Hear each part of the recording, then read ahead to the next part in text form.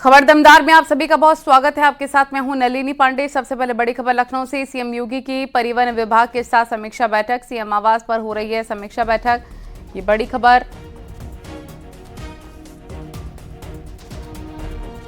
व्यवस्थाओं की सुरक्षा पर, प्रदेश में परिवहन व्यवस्था की सुरक्षा पर चर्चा की गई। हादसे रोकने के अभियानों की समीक्षा मुख्यमंत्री योगी आदित्यनाथ कर रहे हैं।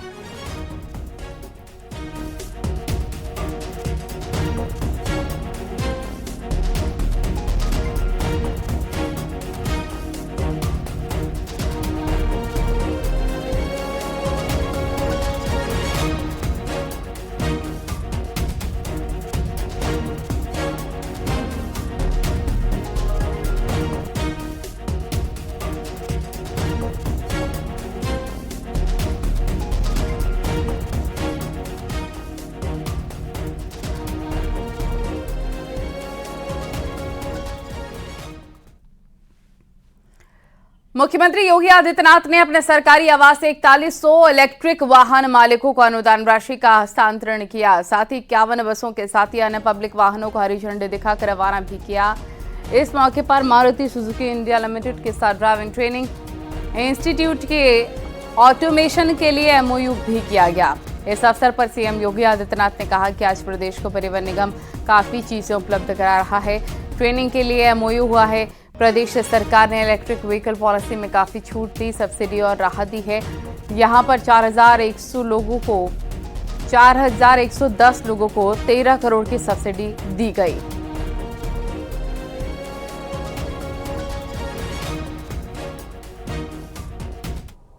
इलेक्ट्रिक व्हीकल क्रय सब्सिडी योजना के अंतर्गत भी एक नया वेब पोर्टल विकसित किया गया है और इसके माध्यम से भी हम लोगों ने व्यवस्था की है कि किसी भी क्रेता को क्रय सब्सिडी इस प्रभावी अवधि में एक ही बार जो अनुमन्य होनी है, यह 13 अक्टूबर 24 तक के लिए हम लोगों ने इसे प्रभावी किया है। बीएसपी सुप्रीमो मायावती ने एसपी के अध्यक्ष अखिलेश यादव के सुर से सुर मिला है। मायावती ने भी केंद्र से जाति जनगणना की मांग की है। मायावती की इस मांग को लोकसभा चुनाव से पहले नई सियासी दांव के तौर पर भी देखा जा रहा है। मायावती ने सोशल मीडिया साइट एक्स पर लिखा, 4 दिसंबर से शुरू हो रहे शीतकालीन सत्र से पहले आज सर्वदलीय बैठक में बीएसपी के जरिए सरकार से देश में जाति जनगणना कराए जाने की मांग दोबारा की गई। अब जबकि इसकी मांग देश के कोने कोने में उठ रही है, केंद्र सरकार इसे लेकर फौरन सकारात्मक कदम उठाए। मायावती ने लिखा, वैसे विभिन्न राज्य सरकारें सामाजिक न्याय की दुहाई देकर आधे अधूरे मन से जातीय जनगणना कराकर जनभावना को काफी हद तक साधने का प्रयास कर रही हैं, किंतु इसका सही समाधान तभी संभव है जब केंद्र सरकार राष्ट्रीय स्तर पर सही जातीय जनगणना कराकर लोगों को उनका हक देना सुनिश्चित करेगी।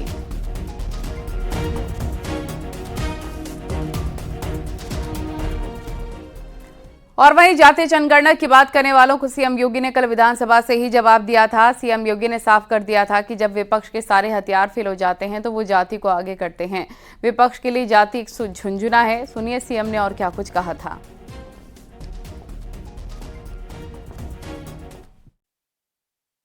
और अटल आवासीय विद्यालय उसका एक मॉडल विद्यालय बन रहा है। एक बार जाइए, वहां के स्टैंडर्ड को देखें। एक बार मैं अपील करूंगा, एक बार जरूर विजिट करें।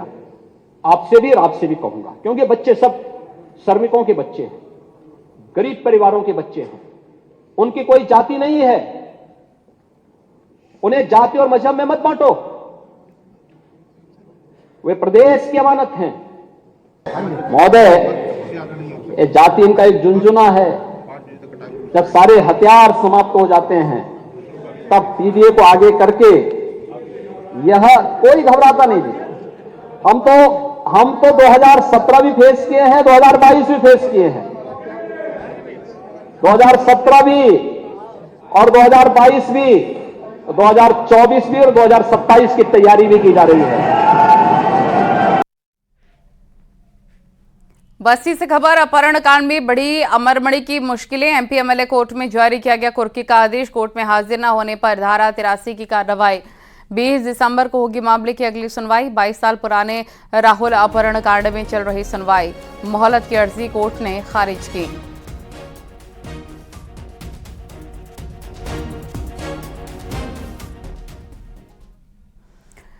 सीतापुर से साइंस सिटी घोटाले के तार जुड़े हैं। साइंस सिटी घोटाले को लेकर मुख्य आरोपी राशिद नसीम के एक सक्रिय एजेंट अभिषेक ठाकुर को ईडी ने गिरफ्तार किया। आपको बता दें, अभिषेक ठाकुर लगातार साइंस सिटी घोटाले के मुख्य आरोपी राशिद नसीम के संपर्क में था। इतना ही नहीं, अभिषेक ठाकुर साइंस सिटी की छिपी हुई संपत्तियों का सौदा कर रहा था।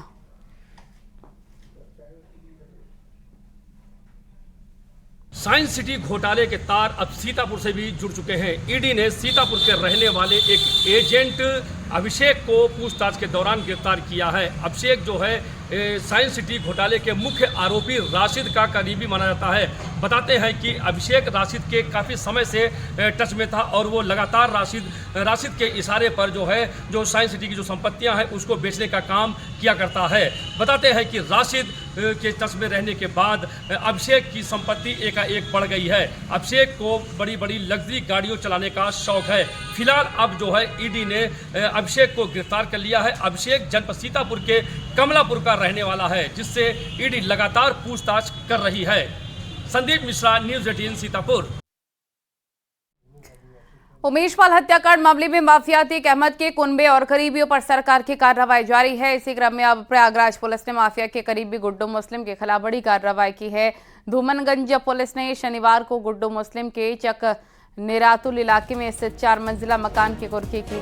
ढोल नगाड़ों के साथ पहुंची पुलिस ने घर पर नोटिस चस्पा किया। इसके साथ ही दरवाजे पर ताला लगाकर मकान सील कर दिया। गुड्डू मुस्लिम उमेश पाल हत्याकांड में फरार चल रहा है। उसके ऊपर 5 लाख का इनाम भी घोषित है।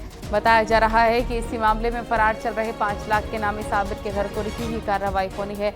साबिर का घर पूरा मुफ्ती थाना क्षेत्र के मरियाडी में है।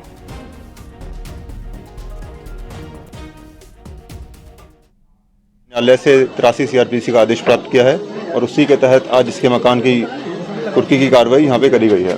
जी, आगे और किनके खिलाफ कार्रवाई की जाएगी? कुल 6 अभियुक्त हैं जिनके खिलाफ 83 का आदेश प्राप्त किया गया है CRPC का। उन 6 के खिलाफ ये कार्रवाई करी जाएगी। अभी आने वाले दिनों में इन सभी 6 के खिलाफ ये कार्रवाई पूर्ण कर ली जाएगी। कितना इनाम घोषित है इस पर? गुड्डू मुस्लिम के पार 5 लाख का इनाम घोषित है। कब से फरार है ये? ये फरार तभी से 24 फरवरी से ही फरार है, 2023 से। इसकी तलाश अभी करी जाए। ठीक है। 24 फरवरी को हुए उमेश पाल और 2 सरकारी गन शूटआउट केस में फरार चल रहे शूटर बमबाज गुड्डू मुस्लिम के खिलाफ कुर्की की कार्रवाई की गई है। और चक निरातुल में ये आप देख रहे हैं बेहनाना टोला में यहाँ पर गुड्डू मुस्लिम का मकान है, जो कि उसकी बीवी चांद बीबी के नाम पर है। 585 वर्ग मीटर में 3 मंजिला ये मकान बना हुआ है।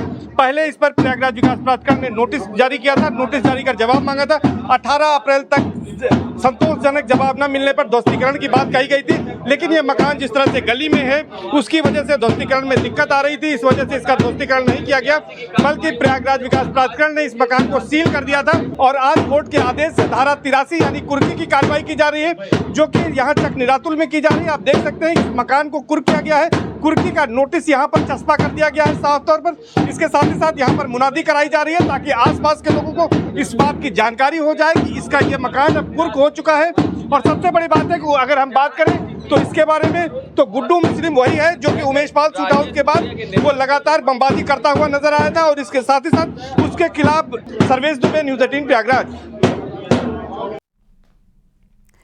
झांसी में जय श्री राम बोलने पर 3 छात्रों को सेंट मैरी स्कूल से 8 दिन के लिए निष्कासित किया गया है। इस मामले में हिंदू संगठन के कार्यकर्ताओं ने स्कूल के बाहर प्रदर्शन किया।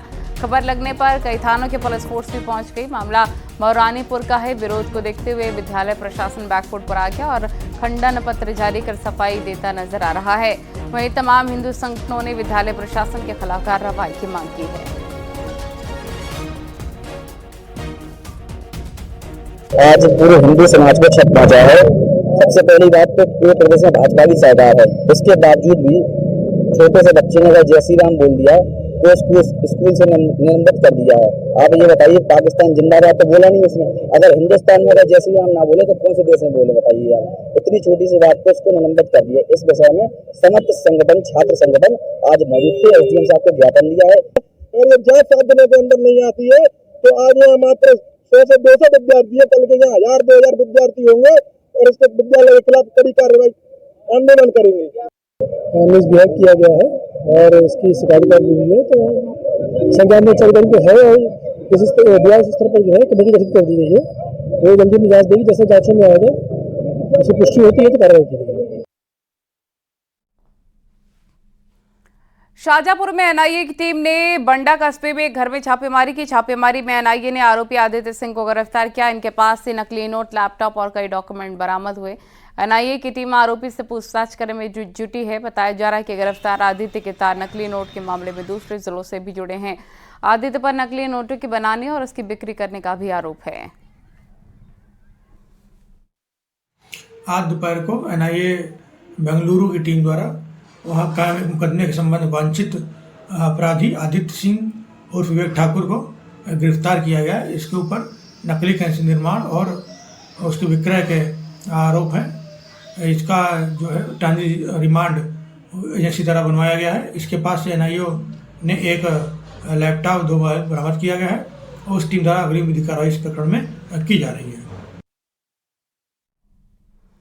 बांदा में अवैध खनन माफियाओं के हौसले काफी बुलंद हैं। अवैध खनन करने वाले माफिया ने किसान की हत्या कर दी। खनन माफियाओं ने किसान को कुल्हाड़ी से मारकर लहूलुहान कर दिया, जिसे परिजनों ने बांदा जिला अस्पताल पहुंचाया, जहां पर हालत गंभीर देख डॉक्टर ने बेहतर इलाज के लिए कानपुर रेफर कर दिया था, जहां इलाज के दौरान उसकी मौत हो गई। पुलिस की माने तो सब्जी की फसल को लेकर विवाद हुआ था। मामला शहर कोतवाली इलाके का है।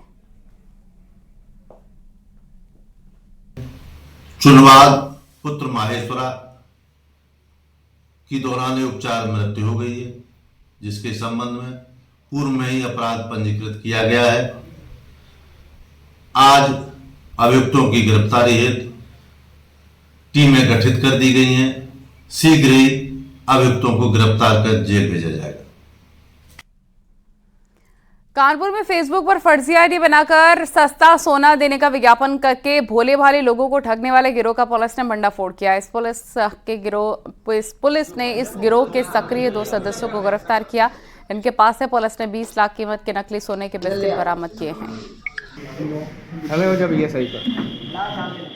उसको बेचने के बाद जब इनको लगा कि ये काम अच्छा है, इन्होंने उनसे कहा 5 किलो सोने की डिमांड की और उसके बाद उनसे धोखाधड़ी की गई। इन दोनों व्यक्तियों को अरेस्ट किया गया है, जो नाम बदल करके यहाँ इन्होंने कार्य किया था। वहाँ की एटीएस से इनको सहयोग से अरेस्ट किया गया है और इनसे 2 बिस्किट और पैसा गिनने वाली एक मशीन, गाड़ी और अन्य सामग्री बरामद की गई है। लखनऊ में नाले में मिला लापता युवक का शव। प्लाईवुड कंपनी में काम करता था विवेक। शव से अंगूठी, चेन, मोबाइल गायब। शव को कब्जे में लेकर जांच में जुटी पुलिस। बिजनौर थाना क्षेत्र का ये पूरा मामला, जहां पर शव मिला है।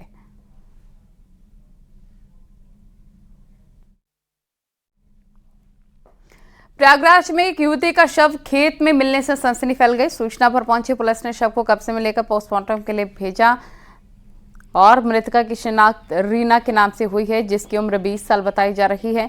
मामला गंगानगर जोन के सराय इनायत थाने का है।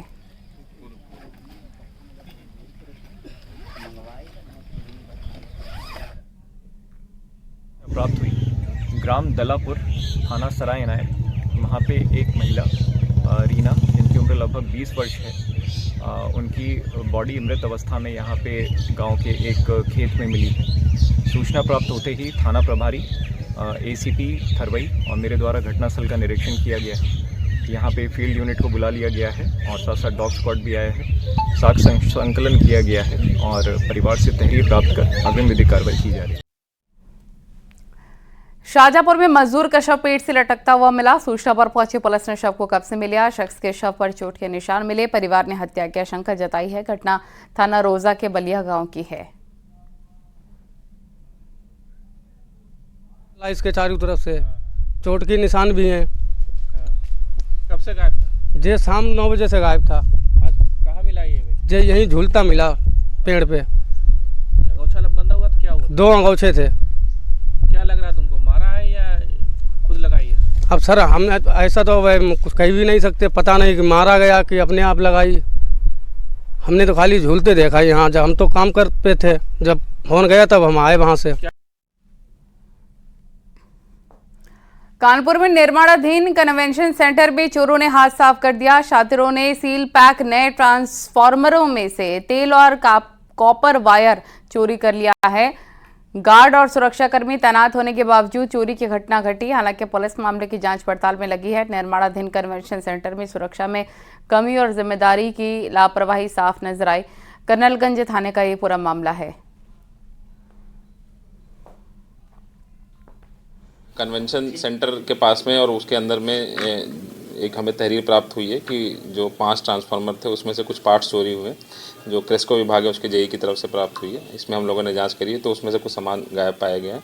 तहरीर के आधार पर मुकदमा पंजीकृत किया जा रहा है, सीसीटीवी दिखवाए जा रहे हैं और जो लोग वहाँ पे थे, जो गार्ड थे, उनसे भी पूछताछ की जा रही है और मुकदमा लिख के विधिक कार्रवाई इसमें की जाएगी।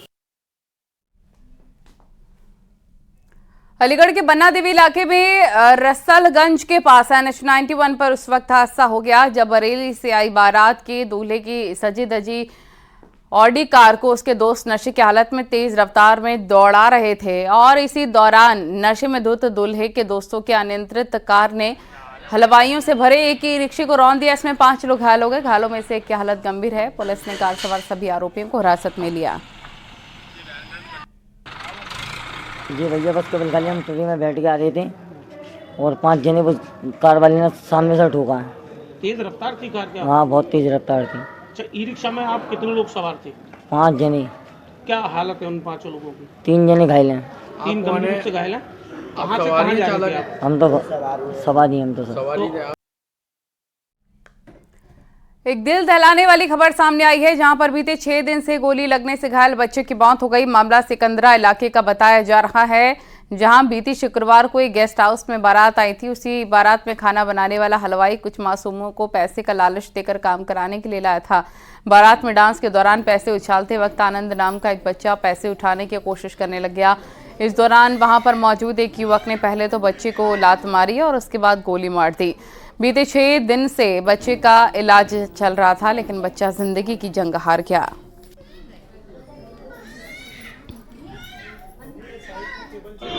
आप ये मानते हैं कि गोली धोखे से लगी? नहीं, हमने देखा नहीं है। अच्छा, कैसे लगी है वो तो बच्चे ही बताएगा उसके बाद में। जो हथियार था वो बरामद हुआ है। क्या था वो? एक पिस्टल बताई गई है, हमने देखा नहीं है। और एक क्या बताया गया उसने यहाँ। अवैध तमंचा था कोई, आपने सुना? नहीं, अभी तमंचा नहीं। पिस्टल थी, लाइसेंसी थी? लाइसेंसी थी दोनों लाइसेंसी थी। वो कौन लोग थे जिनसे गोली चली? वो लड़का के पीछे थे कोई। गाजियाबाद में अतिक्रमण पर जिला प्रशासन का पीला पंजा चला है। डासना इलाके में तालाब की जमीन पर अवैध अतिक्रमण पर बुलडोजर की कार्रवाई हुई। तालाब के करीब 1 हेक्टेयर जमीन को जिला प्रशासन ने मुक्त कराया है। गाजियाबाद पुलिस और राजस्व टीम ने इस कार्रवाई को अंजाम दिया। आपको बता दें कि नगर पंचायत तालाब का जीर्णोद्धार कर रहा है। इसमें अवैध कब्जे की बात सामने आई थी।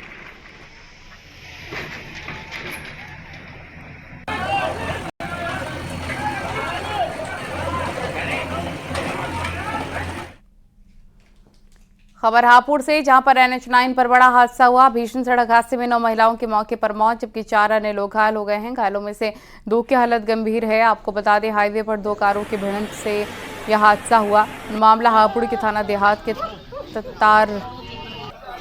ततारपुर बाईपास का है।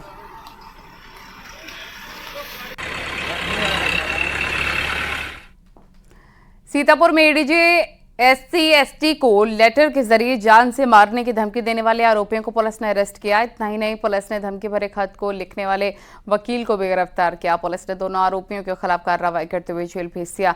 धमकी भरे पत्र के बाद आरोपी पर पहले से अलग अलग थाने में करीब 16 मुकदमे दर्ज हैं। आरोपी के खिलाफ एक हत्या का केस भी दर्ज है जो कि एडीजे की कोर्ट में विचाराधीन है। ने जो लेटर भेजा था उसमें इनके द्वारा अपना नाम, पता, मोबाइल नंबर, ये सारी चीज़ें पहले से ही बताई गई थी। अतः इन दोनों लोगों को अरेस्ट करके माननीय न्यायालय प्रस्तुत किया जा रहा है। न्यायाधीश महोदय को एक सुरक्षाकर्मी प्रदान किया गया है जिससे कि उनको आगे कोई इस तरह की परेशानी ना हो। इसी प्रकार से हम लोग इसमें और विस्तृत विवेचना, इनके क्या कारण रहे हैं उसके बारे में इनसे पूछताछ और अन्य कार्रवाई प्रचलित है।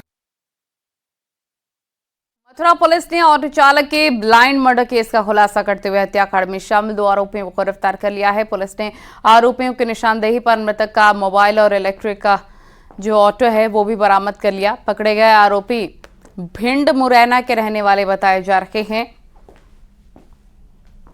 पकड़े गए आरोपी से पूछताछ की गई और आरोपियों से 3 ऑटो लूट की वारदात को अंजाम देने के लिए जो आए थे, पहली वारदात में ही पुलिस के हत्थे चढ़ गए। तो इसमें कंप्लीट बरामदगी कर ली गई है। एक अभियुक्त प्रदीप इसमें अभी फरार चल रहा है। हमारी टीमें अभी लगातार इस पे काम कर रही हैं। शीघ्र ही उससे भी गिरफ्तार किया जाएगा तथा आगे इनका आपराधिक इतिहास के बारे में जानकारी की जा रही है। प्राप्त आपराधिक इतिहास के आधार पर इनके विरुद्ध नियमानुसार गैंगस्टर एक्ट के तहत भी कार्रवाई सुनिश्चित की जाएगी। जौनपुर जिले के मछली शहर इलाके के रहने वाली एक युवती ने रेप का आरोप लगाया। परिजनों की तहरीर पर पुलिस ने मुकदमा दर्ज कर आरोपी को गिरफ्तार कर जेल भेज दिया। पुलिस की माने तो लंबे वक्त से युवती से रेप की जांच चल रही है। परिजनों की तहरीर पर पुलिस ने कार्रवाई करते हुए आरोपी को गिरफ्तार करके जेल भेज दिया है।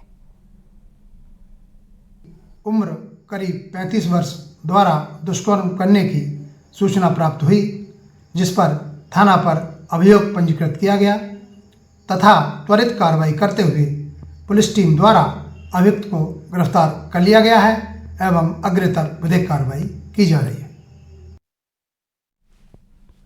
वाराणसी में खाने में कीड़ा मिलने की शिकायत करना एक ग्राहक को भारी पड़ गया। रेस्टोरेंट मालिक ने ग्राहक की पिटाई कर दी। रेस्टोरेंट मालिक के दबंगई का वीडियो वायरल हो रहा है। पूरा मामला थाना दशाश्वमेध के केशरी रेस्टोरेंट का है, जहां पर ऑर्डर किए गए डोसे में कीड़े मिलने पर ग्राहक ने नाराजगी जताई तो रेस्टोरेंट मालिक गुस्से से आग बबूला हो गया। सूचना के बाद मौके पर पहुंची पुलिस ने आरोपी को गिरफ्तार कर लिया है।